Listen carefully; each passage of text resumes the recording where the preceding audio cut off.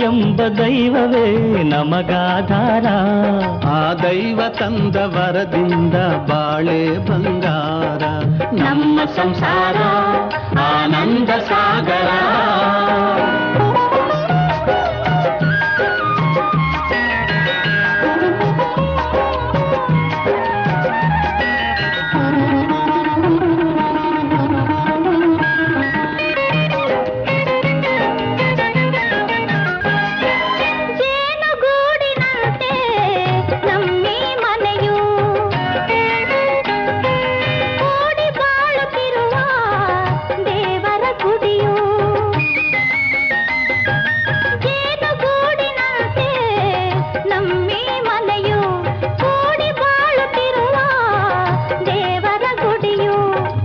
ಮಮತೆ ಎಂಬುದೇ ನಮಗೆ ರಕ್ಷೆಯು.